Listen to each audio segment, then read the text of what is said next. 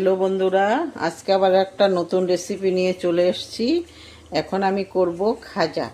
এই জন্য আমি এই যে 1 কাপ ময়দা নিয়েছি। ময়দাগুলোকে একটু চেলে নেব। একটু নুন দিয়ে দিচ্ছি, 1 ছিটা নুন দিয়ে দিচ্ছি, আর দিয়ে দিচ্ছি একটু সাদা তেল, 2-3 চামচের মতো সাদা তেল দিয়ে দিচ্ছি। এগুলো দিয়ে এখন আমি ভালো করে প্রথমে শুকনায় একটু মিশিয়ে নেব।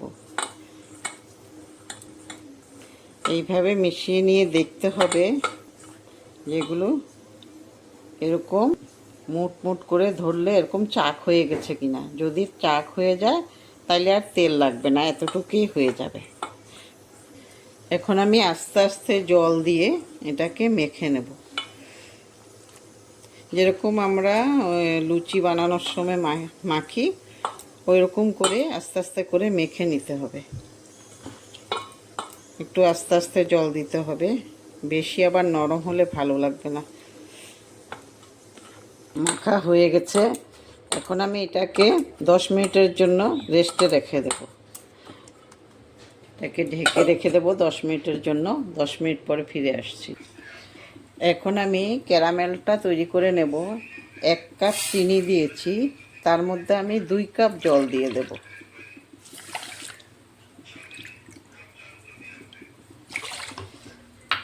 এখন আমি ক্যারামেলটা তৈরি করে নেব। চিনি গলা পর্যন্ত আমি নেড়ে নেড়ে চিনিগুলো গলা হয়ে গেলে একটু যখন দেখব একটু আঠা আঠা হয়েছে, হাত দিয়ে দেখব, তারপরে রেখে দেব। বেশি টাইম লাগবে না, চিনিগুলো গলে যাবে। চিনিটা গলে গেছে, এখন আমি অফ করে দিতে পারবো। 10 মিনিট পরে ফিরে এসেছি। এগুলো পুরো পুরো নরম হয়ে গেছে। এখন আমি এগুলোকে গোল্লা করে নেব, আর একটু মেখে নিয়ে তারপরে গোল্লা করে নেব। ছোট ছোট করে, বেশি বড় করব না, এই সাইজ করব। এইভাবে সবগুলোকে লিচি কেটে নিচ্ছি। 6টা লিচি হয়েছে আমার। 6টা রুটি আমি প্রথমে বেলে নেব। একটু ময়দা দিয়ে আমি এগুলো বেলে নেব। একটু পাতলা করে বেলতে হবে। এইভাবে আমি সব কটা বেলে দেব। বেলতে বেলতে তোমাদেরকে বলছি, কে কোথায় থেকে দেখছো আমাকে কমেন্ট করে বলবে, আর একটা লাইক আর শেয়ার করে দেবে যদি ভালো লাগে আমার রেসিপিটা। আর যারা আমার নতুন বন্ধুরা দেখছো তারা সাবস্ক্রাইব করতে ভুলবে না। আর যারা ফেসবুক থেকে দেখছো আমার চ্যানেলটা, তারা আমার চ্যানেলে একটা প্রথমে ফলো করবে, ফলো বাটনটা প্রেস করবে, তারপরে লাইক আর শেয়ার একটা করতে ভুলবে না। এই যে এইভাবে আমি সব কয়টা রুটি বেলে নেব। একটু পাতলা করে বেললে ভালো হয়। এইভাবে আমি সব কটা বেলে নেব। রুটিগুলো বেলা হয়ে গেছে। আমি এখন এটার উপরে প্রথমে তেল দিয়ে দেব। এইভাবে তেল দিয়ে দেব, ব্রাশ দিয়েও দেওয়া যায়। তারপরে একটু ময়দা ছিটিয়ে দিচ্ছি। ময়দা ছিটিয়ে দিয়ে এইভাবে ময়দাগুলো একটু ডলে ডলে দিচ্ছি। তারপরে এটার উপরে একটা একটা করে আমি সব রুটিগুলো দিয়ে দেব। একটা দেব, একটার উপরে আবার তেল দেব, আবার ময়দা ছিটিয়ে দেব। এইভাবে আমি 6টা রুটি এইভাবে সবগুলো দিয়ে দিয়ে দেব।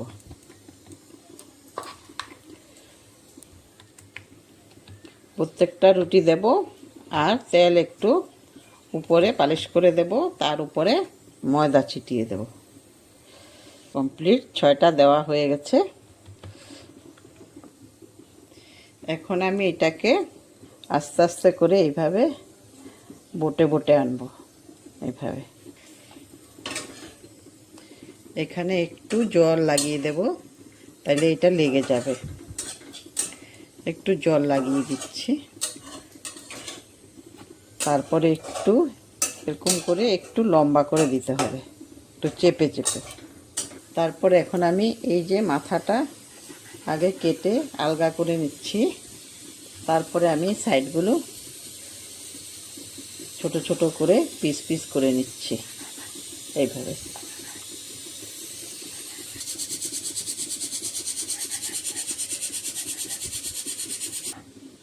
একটু হাত দিয়ে প্রথমে একটু চেপে চেপে দিয়ে তারপরে বেলনির মধ্যে আস্তে আস্তে করে প্রেস দিয়ে এরকম লম্বা করে বেলে নিতে হবে।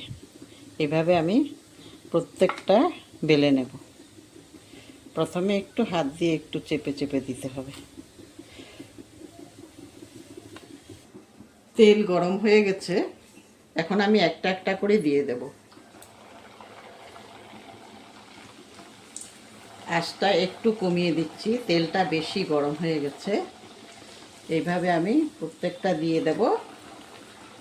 আস্তে আস্তে করে নেড়ে চেড়ে আমি এগুলোকে উল্টিয়ে উল্টিয়ে ভেজে নেব। এগুলো ভাজা হয়ে গেছে, আমি এগুলো এখন তুলে নিচ্ছি। একটু মুচমুচে করে ভাজতে হবে। সবগুলো ভাজা কমপ্লিট হয়ে গেছে, এখন একটু ঠান্ডা হতে হবে। ঠান্ডা হওয়ার পরে আমি যে চিনির শিরাটা বানিয়েছিলাম ওইটার মধ্যে দিতে হবে। চিনির শিরাটাও ঠান্ডা হতে হবে। 10 মিনিটের জন্য এগুলিকে এমনি ছেড়ে দেব, ঠান্ডা হলে তারপরে দেব। চিনিটাও ঠান্ডা হয়ে গেছে, চিনির জলটা। আর খাজাগুলো যেগুলো ভেজে রেখেছিলাম এগুলোও ঠান্ডা হয়ে গেছে। এখন আমি এগুলো সব দিয়ে দেব চিনির শিরের মধ্যে। দিয়ে এগুলোকে নেড়ে চেড়ে সবগুলোর মধ্যে চিনি লাগিয়ে দেব। এই যে রেডি হয়ে গেছে। আমি এগুলো এখন 5-10 মিনিট এইভাবে রেখে দেব, তারপরে তুলে রাখবো।